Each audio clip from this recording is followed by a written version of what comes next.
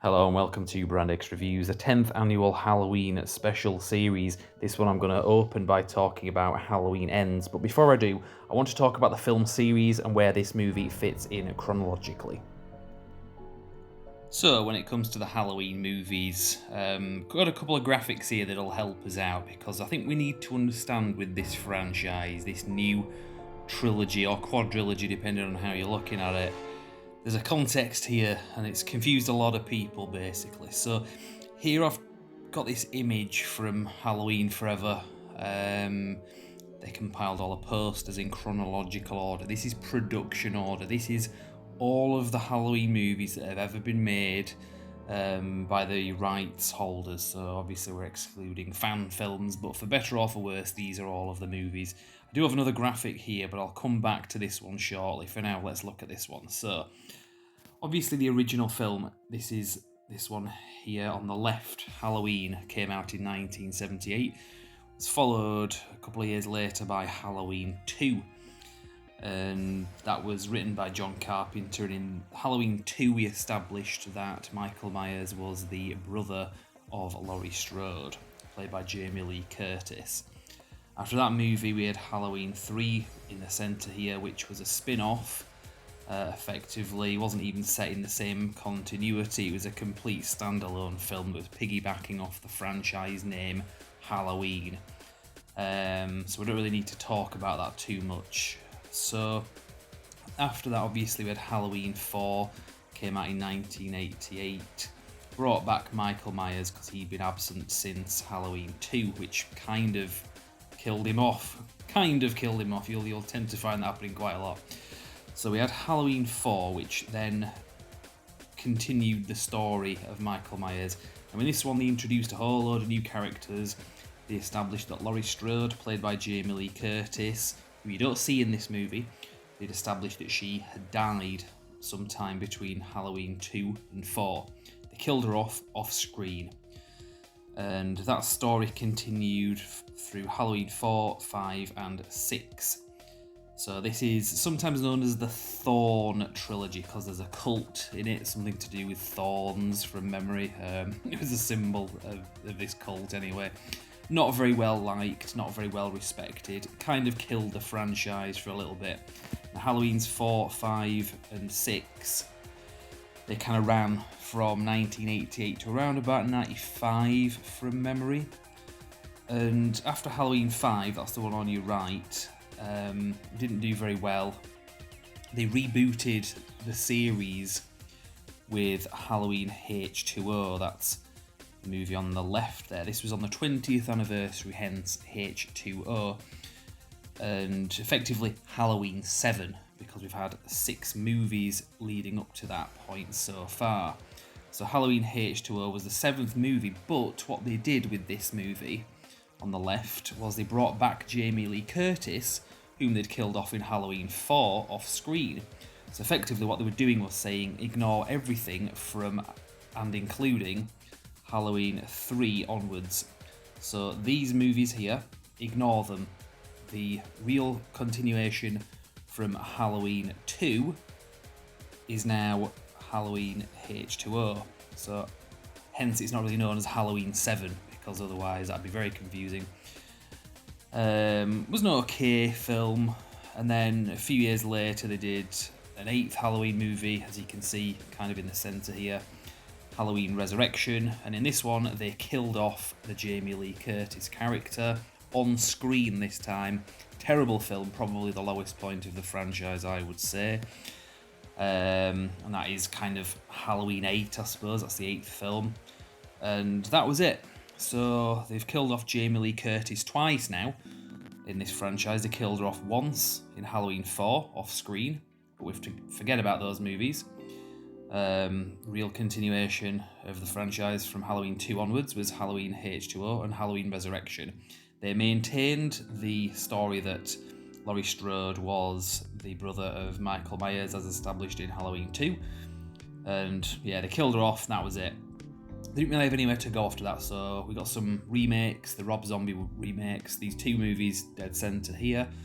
They came around about the mid-2000s basically. They've got their own fan base, but they're not part of the continuity, so not really part of the franchise here. It's not even. You could call Halloween Resurrection Halloween 8, I suppose. That doesn't make these Halloweens 9 and 10. They're just the 9th and 10th movies that have been made, technically been made anyway, but they're remakes, they're their own thing. So, where do we go from there? Because there's a lot of money to be made from this franchise still. What they did was, about 5 years ago, they announced they were bringing back Jamie Lee Curtis again. Third time they're bringing her back, because they've killed her off twice already. Once in Halloween 4, off screen, and once in Halloween Resurrection in 2002, was it, I think? On screen. So they brought her back again. So they're effectively doing what they'd already done back in the late 90s with Halloween H2O. They're bringing back Laurie Strode and saying, ignore everything that you've seen in all the previous movies, including Halloween 2. Because if you remember, Halloween H2O said that was a continuation of the story from Halloween 2 onwards. The 2018 film, just called Halloween, is only in continuation of that original film from 1978. So it ignores the fact that Halloween 2 had come out and established that Michael Myers and Laurie Strode were brother and sister. They even go out the way in the movie to say, I'd heard they were brother and sister. No, that's just a rumour. So that came out in 2018, quite well liked, was very successful, deservedly so, I would say.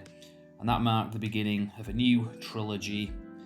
As I say, it's a trilogy, but I suppose it's a quadrilogy if you're counting the original 1978 film, which these three movies follow on from. So this is a new trilogy, Halloween on the left there in 2018. And in 2021, Halloween Kills came out. Ignore the fact that it says 2020 and 2021. They got delayed a year because of COVID. Halloween Kills came out last year. I did a review of it at the time. And this video here is talking about Halloween Ends. So that's pretty much how those movies work. There are other ways of looking at this in terms of graphs. As you can see here, there's a few different ways that you can follow the continuity onwards.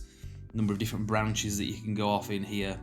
But yeah, fairly easy to understand once you've kind of got your head around it anyway. But it is a very complicated way of looking. You've basically got 5 different movie universes. Very complicated anyway. So that's my explanation. Let's now talk about Halloween Ends 2022. It's the end of this new trilogy or quadrilogy, depending on how you look at it. Here we go. Hello and welcome to Brand X Review. So, this is the beginning of the annual Halloween special series for 2022. This is the 10th annual Halloween special series, and in this one I'm going to open by talking about the new Halloween film, Halloween Ends.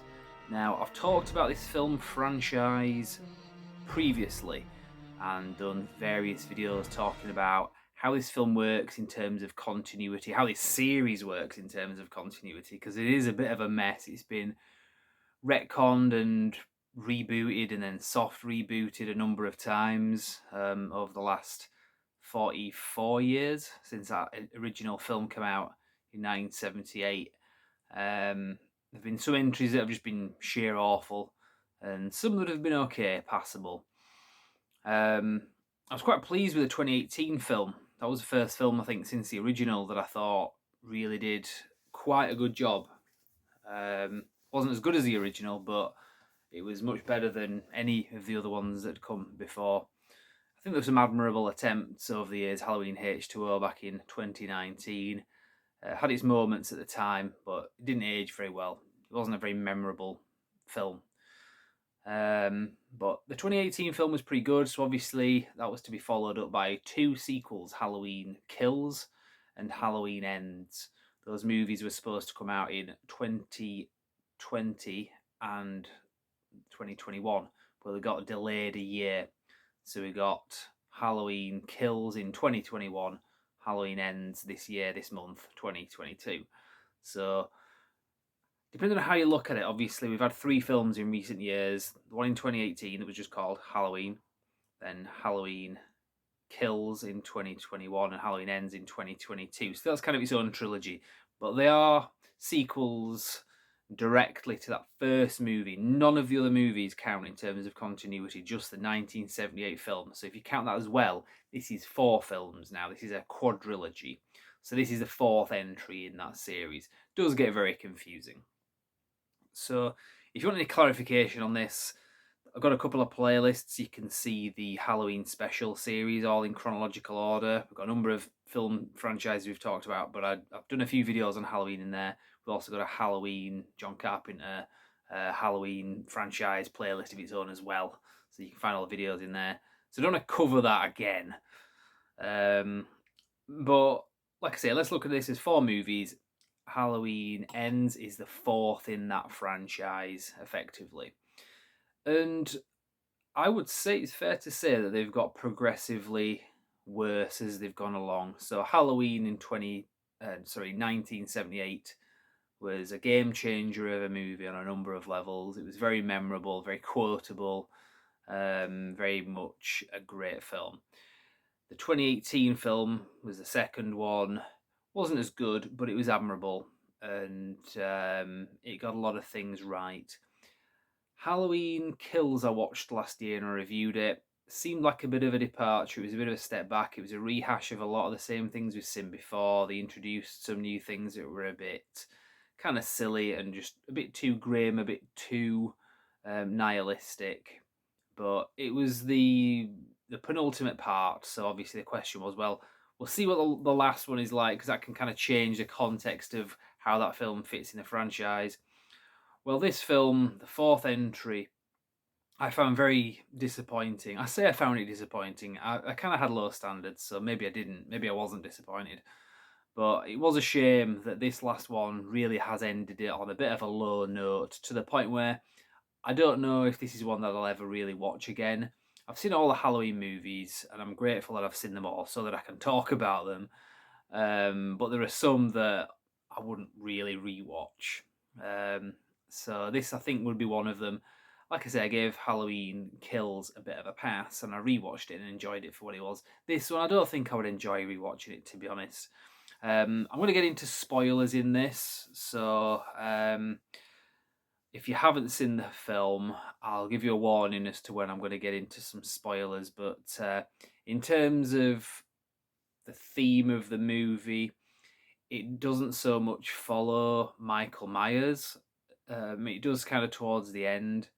It's a very slow film. There's a lot of build up to new characters and new plots that just kind of go nowhere. Like, not just a side plot goes nowhere, the main plot of the thing goes nowhere. And a character that they've brought into this just kind of vanishes literally, but just kind of goes, just no longer part of this film. And they were the main character of the film. And then other little things as well that were quite good. There was plenty of fan service, appearances of other actors that have been in previous movies, nods to other things in previous movies, but yeah, just quite disappointing. I'll get into spoilers. In fact, bollocks to it. It's easier to talk about doing spoilers. Basically, the movie has this new character in it called Corey. And his character, I don't have any official confirmation on this, but to me it seemed like he was very much based on the Arnie Cunningham character from Christine, which was a 1983 movie directed by John Carpenter, written by Stephen King. It was the one with the car, the car that kind of had a mind of its own and you couldn't destroy it, kind of thing. If you've seen that film, there's a character called Arnie Cunningham who buys the car. He's a bit of a dweeb. He gets bullied a lot by the same gang of people at school. He's very vulnerable. The car kind of possesses him just by him owning this car. He seems to fall in love with this car. The car is evil. He becomes evil as well. But ultimately, he's not the villain of the movie. The villain of the movie is the car.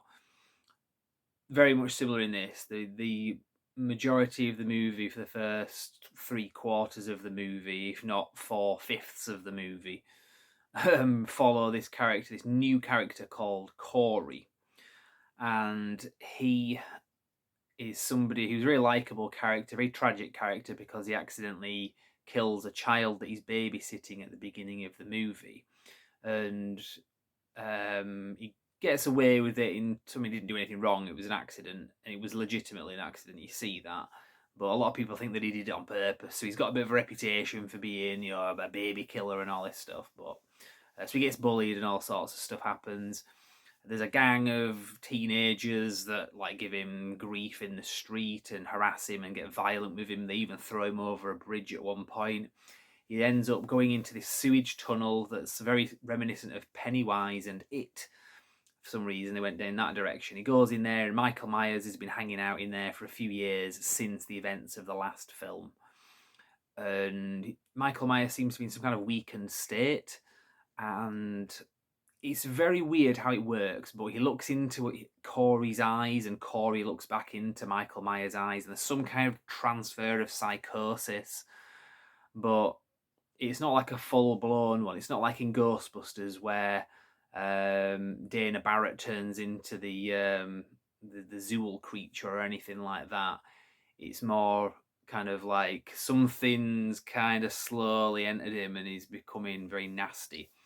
And he starts to take on a lot of the job of Michael Myers in terms of just going around wearing a mask, not the mask, but a mask of his own, and stabbing people that are kind of douchebags that pop up in the movie, including the teenagers that are bullies. And there's a scene very reminiscent of Christine where the car chases one of the bullies with the headlights behind them as they're running away and crashes through a gate. And he works at a junkyard, very much like Arnie Cunningham in Christine. It's very reminiscent of that. There's a bit where his glasses get knocked to the floor and somebody steps on him. I know that's like a trope that, you know, bullied kids, happens to bullied kids. But they did that in Christine as well. So there's a lot of nods to that, a lot of references there. So I don't know why that. But the point is, anyway, following this character, he has got a romance going on with the Jamie Lee Curtis's character, Laurie Strode's granddaughter that you remember was in the 2018 film Halloween and the last year's Halloween Kills. He's got a thing going on with her, and you're kind of thinking, is she going to turn bad? She doesn't. But yeah, this character just basically goes after the Jamie Lee Curtis character, Laurie Strode, fails, she shoots him, he gets up, so he's got some of the Michael Myers power.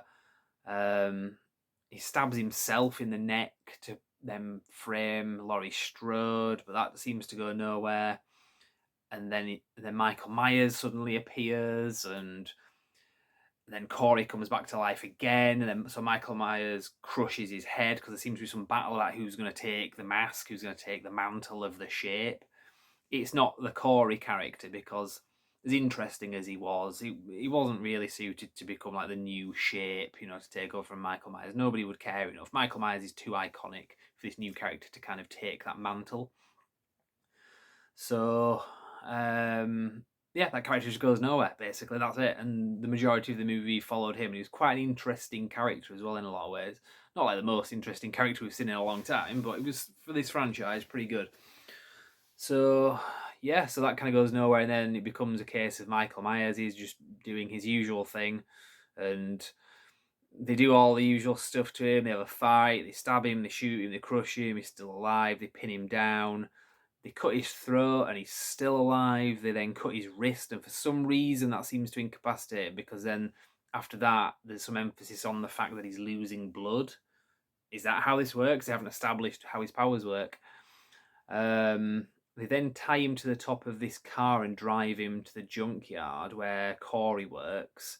There's loads of other people just seem to just turn up as if they all like know what they're doing, and they carry his corpse like as if it's some kind of like mystical enchantment that they've got going on with the execution ceremony. And they all carry the corpse, well, not the corpse, but the sort of slightly more incapacitated Michael Myers. I mean, he could have come back at any point, and just like gutted them all. That happened in the last film. It didn't end well. They were literally beating him up and he came back and killed them all. They're just carrying him as if that's like, going to end well. But yeah, I mean, I say that, nothing does happen. He doesn't come back. They just drop him into this machine that junk would be kind of trashed through with all the cogs and wheels and stuff, and it just mashes him up and cuts him into 1,000 pieces. And that's how Michael Myers' fate ends in this. So I mean, how he could come back from that, I don't know, but he's come back from other stuff as well. So who's to say that death is any more um, definite than any of the others? I suppose it is probably the most messed up we've ever seen Michael Myers, beyond the other stuff. And we know that he can't regenerate because he had his fingers shot off on one of the previous films and they're still missing. So he's not like he's got Wolverine healing powers. His powers are very poorly defined in this. If they're going to try to elaborate and say, well, this is how we kill him, it's not really going to work. So there's only so much you can do with a character like that, because ultimately you're going to have to start to explain things. And the more you kind of explain things, it takes away from the character. So it doesn't really work very well. It's just very dumb. It's very poorly written. It seems like they had some good ideas, but it just kind of went nowhere. Um, there's some interesting stuff in this as well as a nod going back to previous stuff. So there's a bit at the beginning of the film, the child that he accidentally kills that he's babysitting at the beginning of the film. They're watching the 1982 remake of The Thing by John Carpenter, which is a nod to the original film. In which case, the children that Laurie Strode was babysitting, they were watching the 1952 original. Who goes there? That's the name of the book, The Thing from Another World. So that's quite interesting. The font that they use in the opening credits is quite interesting, because if you can remember the opening credits of all the Halloween movies, well, the main ones anyway, the original and then the new ones, it's got that orange lettering and you can recognize the font as well. This one goes for a blue, a smaller font that's all blue on black background. Very well, not just very similar, identical pretty much to the Halloween 3 Season of the Witch title, when the credits for that movie started. If you remember, that movie had the orange lines. That was a TV screen as it kind of zoomed out, with a pumpkin on a TV screen, with the font Halloween. Well, the whole credits in like blue writing anyway. So there's a nod there to that as well. Also, Nick Castle, who was the original main actor for Michael Myers in the original film, went on to do some other movies. He was a film director after that. He did Last Starfighter, actually. He directed that as well. But yeah, Nick Castle, who's worked with John Carpenter over the years, and like I say, played the original Michael Myers with the costume on and everything. He has an appearance in this just as some random guy at a Halloween party, and there's a bit where he's got some costume. And I can't remember what's underneath it, but he opens it up and something pops out, and he says something random like, "Do you see anything you like?" Which is a nod to the original Halloween film, where one of the babysitters is in bed and she flashes and she says to her boyfriend, "See anything you like?" just before she gets killed. So that was a bit of a nod there. What else is there? There's plenty of other stuff anyway. So as a Halloween fan, obviously they are acknowledging that there is a fan base and they do want to please them. I think they just failed rather miserably with this one. I'd give it a solid 5 out of 10. It's not a terrible film. It's not an awful film. It's not a good film either. It's just a film, basically. That's all I would kind of put it. I could go further and I could give it a 4 and say, well, it's set to a high standard, so give it a 4 because it's a letdown. I don't know. I think it was, parts of it were okay. Like I said, just very okay. Just very 5 out of 10. It's the most 5 out of 10 film that I've seen since the 2019 Joker movie, basically. So I feel like I'm being kind there anyway. So I think I'll leave it at that. Like I say, from what I understand, there is a plan to continue this franchise going forward in some capacity. I did read, I think it was on IMDb, so it must be true, that I think it was Blumhouse or somebody had been asked, like, what are you going to do with this franchise going forward? And from what I understand, the response was that they are going to keep the franchise going, but there's going to be some different continuity somehow, or I don't know, like not in terms of reboots or whatever, or even prequels, maybe God knows. There's all sorts of stuff. Your guess is as good as mine. But this movie, there's some clause that one of the producers, I think it was Malik Akkad, had some clause that said that Michael Myers cannot be killed off in any of these movies that they make. I think that's a clause. That's what I read on IMDb anyway. So there might be future videos. I was talking to somebody and he said, "Why do they keep making these movies?" Because I was messaging him and said, "Yeah, it wasn't good." And my simple answer was, because gullible people like me keep going back and paying to see these movies. There's not many franchises that I'm dumb enough to do that for. I've kind of drawn a line in the sand for the Fast and Furious movies going forward as well, because I had been paying for those to keep being made by going to the cinema to see them against all better judgment. But I think, and I drew a line in the sand for that. I'll see what the next Halloween trademarked movie is going to be. If it's something that seems good, I'll go see it. But if it looks like Dogger, I don't think I'll bother. So I'll leave it at that anyway. This is the first video, like I say, of the 2022 Halloween special for Brandex Reviews.